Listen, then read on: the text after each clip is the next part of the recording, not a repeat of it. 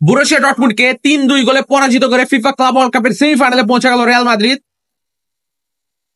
এই ম্যাচটাতে Real Madrid ফুল 90 minute dominate করেই খেলেছে।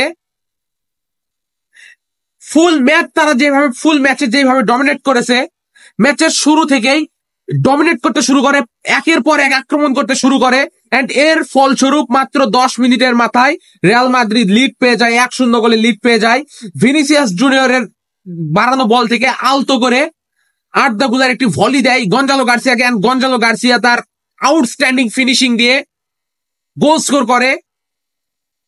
এই গঞ্জালো গার্সিয়া যে কাস্তিয়া থেকে উঠে এসেছে, রিয়াল মাদ্রিদের একাডেমি থেকে উঠে এসেছে, সে এসেই যেভাবে পারফরমেন্স করছে ক্লাব ওয়ার্ল্ড কাপে, অনেকে বলে রিয়াল মাদ্রিদের একাডেমি থেকে ভালো প্লেয়ার জেনারেট করতে পারে না।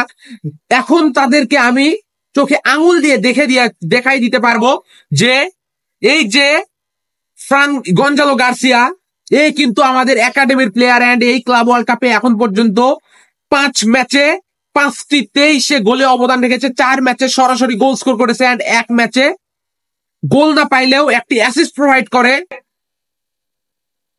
সো এখন এই গঞ্জালো গার্সিয়ার মাধ্যমে আমরা কিন্তু গত সিজনের আমাদের সবচেয়ে যেটার অভাব ছিল সেই অভাবটা পূরণ হয়েছে, সেইটা হচ্ছে হোসেলুর অভাবে। সেই হোসেলুকে আমরা কিন্তু আবার পেয়ে গিয়েছি।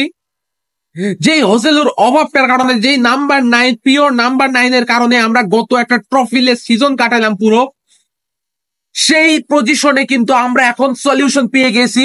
এন্ড এরপরে আসি দ্বিতীয় গোলটাতে, মাত্র আবার 20 মিনিটের মাথায় ট্রেন্টের অ্যাসিস্টে গোল স্কোর করে ফ্রান গার্সিয়া, রিয়াল মাদ্রিদের স্কোয়াডের অন্যতম অবহেলিত খেলোয়াড়। যেই খেলোয়াড়টা নিয়মিত স্কোয়াডের সুযোগ পায় না, যত বেটার পারফরমেন্সই করুক, সেই প্লেয়ারটা জাভি আলোনসোর এই অ্যাটাকিং ফুটবল, এই 3-4-3 ফরমেশনের সাথে এত দ্রুত যে এইভাবে মানিয়ে নিতে পারবে, এইটা অবিশ্বাস্য বিষয়।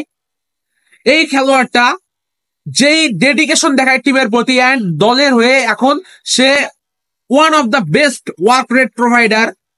ধরতে গেলে ফেডারিকো ভালভার্দের পরে যদি কোনো প্লেয়ার বেশি ওয়ার্ক রেট প্রোভাইড করে থাকে, সেইটা হচ্ছে ফ্রান গার্সিয়া।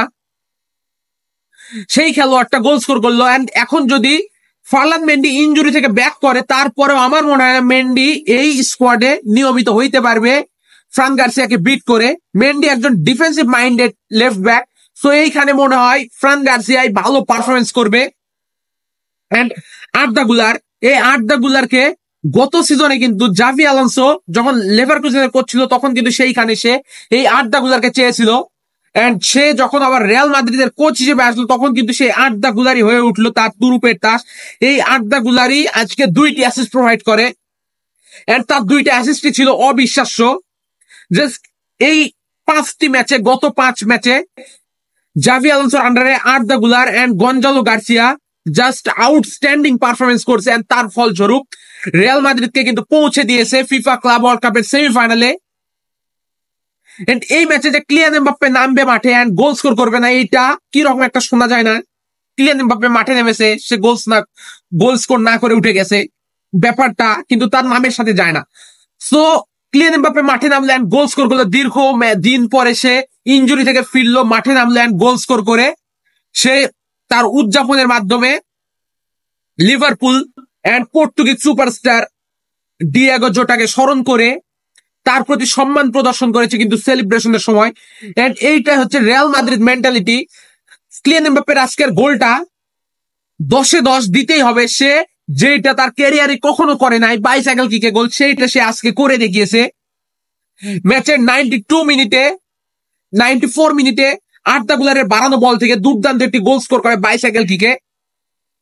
এন্ড রিয়াল মাদ্রিদের এই ম্যাচে ভালো পারফরমেন্সের পরেও কিছু দুঃখের বিষয় কিছু তুলে ধরা যাক। সেইটা হচ্ছে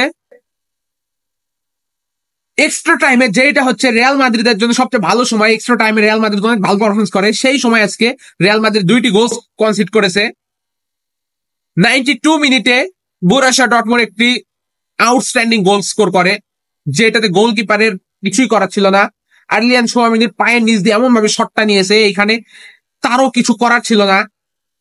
এন্ড এরপরেও কিলিয়ান এমবাপ্পে একটি গোল করলে, তখন 3-2 যখন রিয়াল মাদ্রিদ লিডে রয়েছে, তখন ডিন হুইজেন একটি ডিফ্লেক্ট করে বসে and সেইখানে তাকে লাল কার্ড দেখিয়ে মাঠ থেকে বের করে দেওয়া হয়। এরপরে রিয়াল বরুসিয়া ডর্টমুন্ড একটি পেনাল্টি পেয়ে যায় and সেইখান থেকে তারা স্কোর করে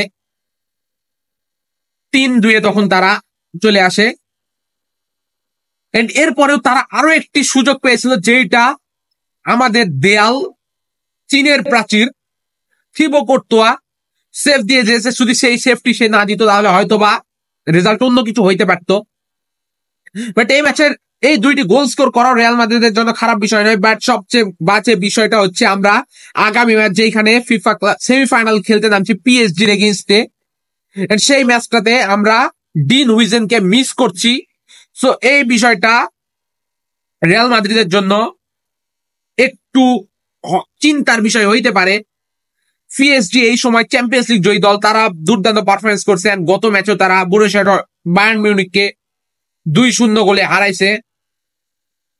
সো এই বিষয়টা নিয়ে পরে কথা বলা যাবে আগামীতে কোন ম্যাচের আগে। বাট এই ম্যাচটাতে আমরা যা যা আজকে প্রাপ্তির বিষয়, অপ্রাপ্তির থেকে প্রাপ্তিটাকেই আমি বড় মনে করছি আজকে।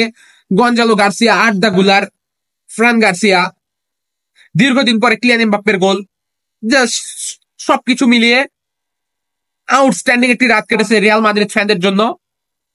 সো আপনি কেমন উপভোগ করেছেন ম্যাচটি সেইটা অবশ্যই কমেন্টসে জানিয়ে যাবেন, এবং পরবর্তী ম্যাচে রিয়াল মাদ্রিদের কি ধরনের রেজাল্ট হইতে পারে, ম্যাচের কোন দল জয়লাভ করতে পারে, কোন দল যেতে পারে ফাইনালে, সেইটা অবশ্যই আপনার প্রেডিকশন অবশ্যই কমেন্টসে জানিয়ে যাবেন। এবং এখনো যে আমাকে ফলো না করে থাকেন তাহলে অবশ্যই দ্রুত ফলো করুন। পরবর্তী ভিডিওতে আবার আপনার সঙ্গে দেখা হচ্ছে, কথা হচ্ছে। সেই পর্যন্ত ভালো থাকবেন, সুস্থ থাকবেন। আসসালামু আলাইকুম।